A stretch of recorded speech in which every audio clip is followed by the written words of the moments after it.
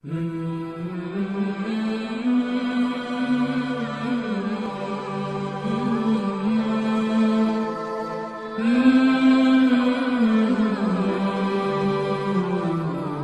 عليكم ورحمة الله تعالى وبركاته.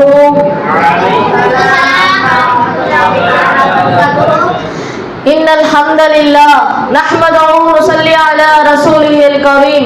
أما بعد فقد قال الله تعالى في شأن حبيبه مخبرا وآمرا تعليما وتكريما إن الله ملائكته يصلون على النبي يا أيها الذين آمنوا صلوا عليه وسلموا تسليما اللهم صل على سيدنا محمد وعلى آل سيدنا محمد وبارك وسلم عليه.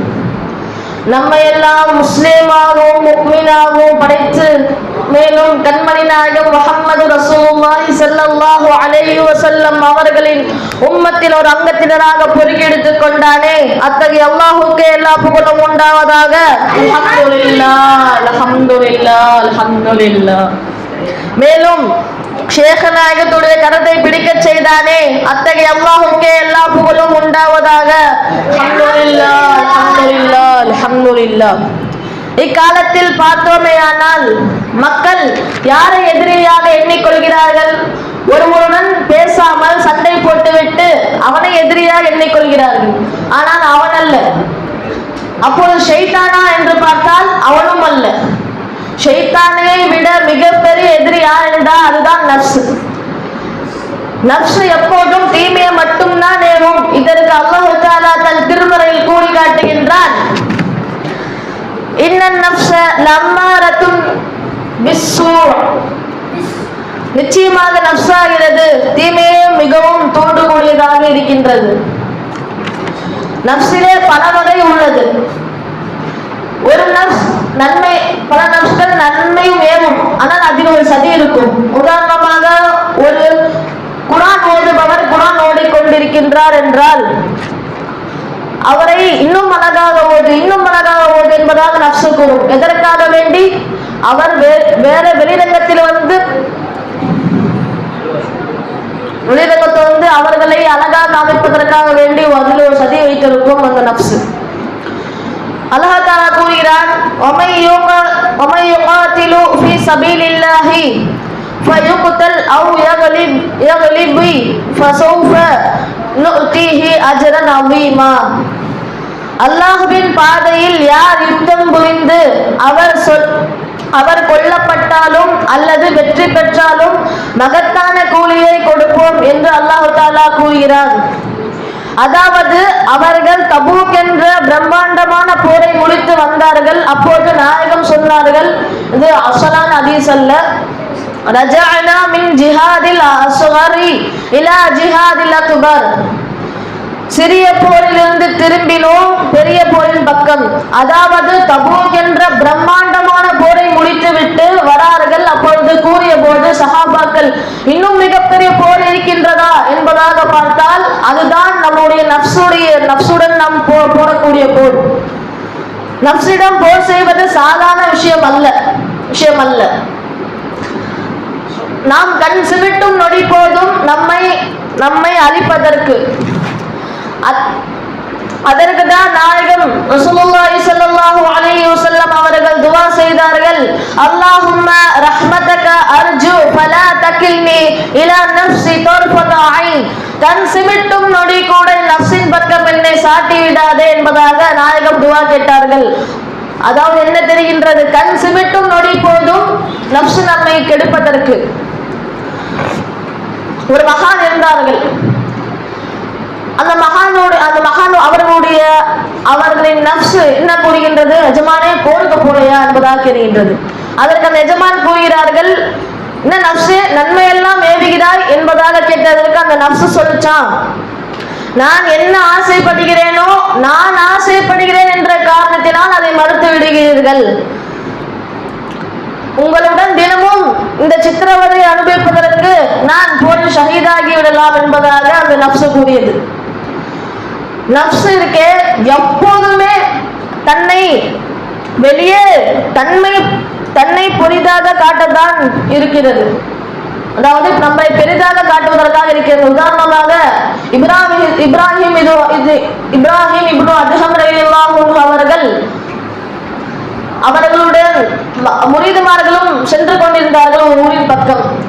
அப்பொழுது அந்த ஊர் மக்கள் இப்ராஹிம் இப்னு அத்ஹம் ரலியல்லாஹு அவர்களுக்காக வேண்டி மாலையை வைத்துக் கொண்டு காத்து கொண்டிருந்தார்கள். இதை இப்ராஹிம் அலைஹிஸ்ஸலாமுடைய நஃப்ஸ் பெருமை அடித்து விட்டது. எனக்காக வேண்டி மாலையை வைத்துக் கொண்டு எத்தனையோ பேர் நிற்கிறார்களே என்பதால் சிறிய பெருமை அடித்ததன் காரணமாக இப்ராஹிம் அலைஹிஸ்ஸலாம் எல்லாம் செய்தார்கள் என்றால் அவர் திரும்பி அவர் முரீதுமார்களிடம் கூறினார்கள், நான் ஸ்பீடாக செல்கிறேன், நீங்கள் பின்னாடியே வாங்க என்பதாக இப்ராஹிம் சொன்னாங்க. அதே மாதிரியே இப்ராஹிம் வேகமா சென்று அந்த மக்களிடம் யாருக்காக வேண்டி காத்து கொண்டிருக்கிறீர்கள் என்பதாக கேட்டதற்கு அந்த மக்கள் சொன்னார்கள், பல்ஹ நாட்டின் மன்னர் இப்ராஹிம் அவர்களுக்காக வேண்டி காத்து கொண்டிருக்கின்றோம் என்பதாக அந்த மக்கள் கூறினார்கள். இதை கேட்ட இப்ராஹிம் அவர்கள் அவர்களையே தாழ்த்தி கொண்டார்கள். அவரை பற்றி அவரை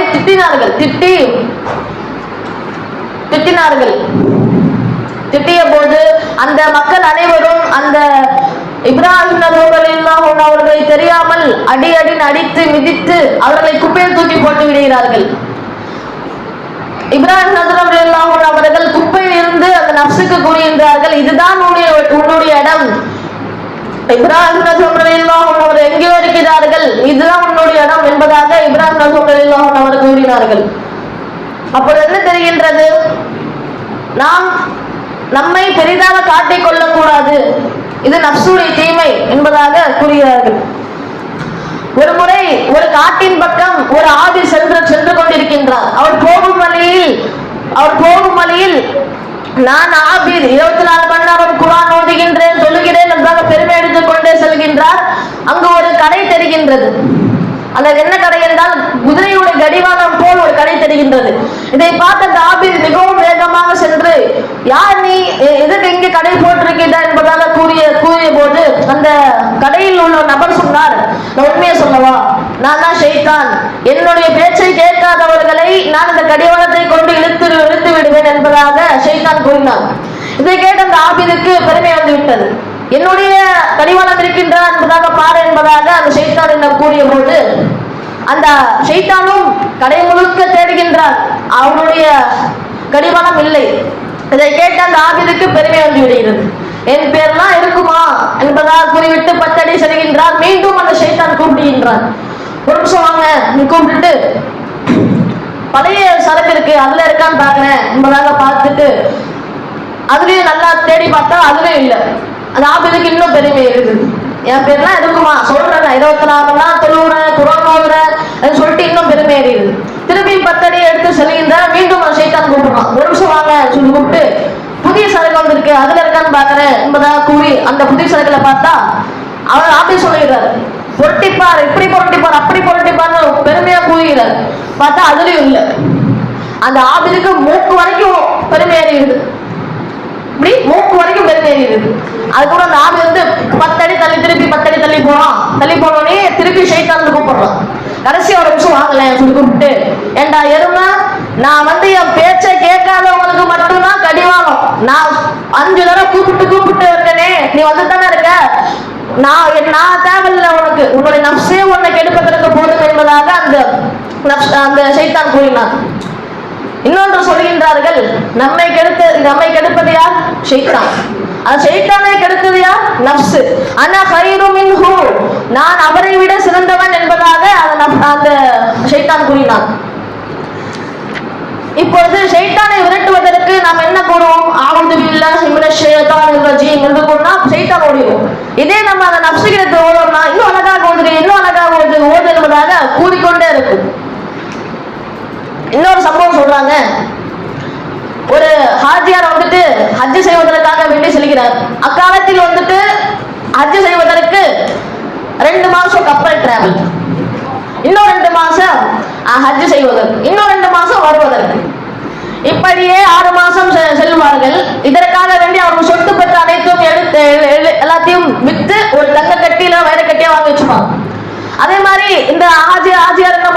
ஒரு வயரை கட்டி வாங்கி வச்சுக்கிட்டு ஆஹா ஹஜ்ஜுக்கு போக சொல்லிட்டு கிளம்புறாரு. போகும்போது அவர் ஜோப்ல அதை வைக்கிறத ஒரு திருட்ட பார்த்துட்டு அச்சுதான் ஜாக்பாட்டு அவர் கூட போய் தூக்கிட்டு வந்துடும் அப்படின்னு சொல்லிட்டு அந்த திருட்ட வந்துட்டு அவர் கூட போனோம். நான் ஹாஜியாரே நானும் ஹஜ்ஜுக்கு தான் வரேன் அப்படின்னு சொல்லிட்டு அந்த திருடனும் அவன் கூட வந்துட்டு கப்பல்லே இருக்கான். ஒரு ஹாஜியார் ரூம்லயே தங்கலாம். ஹாஜியார் தெரிஞ்சு போச்சு வந்து திருட்டு பையன் அந்த வயத்தை திருட்டு வந்திருக்கான்னு சொல்லிட்டு. அதனால ஹாஜியார் என்ன பண்ணாரு, ஒரு இடத்துல ஒளி வச்சிட்டாரு அந்த வைரக்கல்ல. அதே மாதிரி திருடன் நைட் எழுந்திரிச்சு எல்லாம் தூண கூட பாக்குறான். அவரோட இடத்துல படுத்த இடத்துல எல்லா இடத்துலயும் பாக்குறான், கிடைக்க மாட்டேங்குது. ஆனா காலையில எடுத்தோட அந்த வைரக்கல்ல எடுத்துட்டு ஜோப்பு போட்டு போறாரு, எங்கன்னு தெரிய மாட்டேங்குது. அதே மாதிரி எத்தனை தடவை 6 7 நாள் 8 நாள் 1 மாசம் கழிந்து விட்டது. அந்த திருடனுக்கு என்ன பண்றது தெரியல, சலிச்சு போச்சு.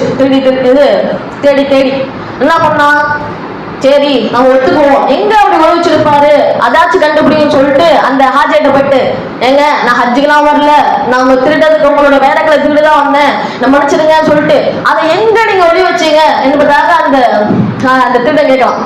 அதுக்கு அந்த ஹாஜா சொல்றாரு, நீ எல்லா இடத்துலயும் தேடு, ஆனா உன்னோட பையில உன்னோட இடத்துல தேடுவியா, தேட மாட்டேன்ல, நான் தான் அங்க வச்சேன். நீ எப்ப எந்திரிப்ப, 1 மணிக்கு எந்திரிச்சு எல்லாத்தையும் தேடுவேன். நான் உனக்கு முன்னாடியே 12 மணிக்கு எந்திரிச்சு என்னோட இருந்து உன்னுடைய பேக்ல வைத்து விடுவேன். அந்த கூடி நீ எப்ப திருப்பி தூங்கி எந்திரிப்ப, 5 மணிக்கு எந்திரிப்ப, நான் 4 மணிக்கு எந்திரிச்சு அந்த பேக்ல எடுத்து ஜோப் வச்சுப்பேன் அப்படின்னு சொன்னாரு. அப்ப இதுல என்ன தெரியுது, நாம் நம்மளுடைய உள்ளத்தை பார்ப்பதல்ல, வெளியிருக்க எல்லாத்தையும் பார்க்கிறோம். இவன் இப்படி இருக்கான் அப்படி இருக்கான்னு பாக்குறோம். நம்ம நப்ச பாக்குறது இல்ல, நம்ம நப்ச என்ன வேலை பண்றது பாக்குறது இல்ல, நம்ம பிறரையே பார்த்து அவர்களை குறை சொல்லிக் கொண்டிருக்கின்றோம். அதனால் நப்சுடைய தீமை விட்டும் நாம் பாதுகாப்பதற்கு அல்லாஹ் தஆலா அருள் புரிவானாக.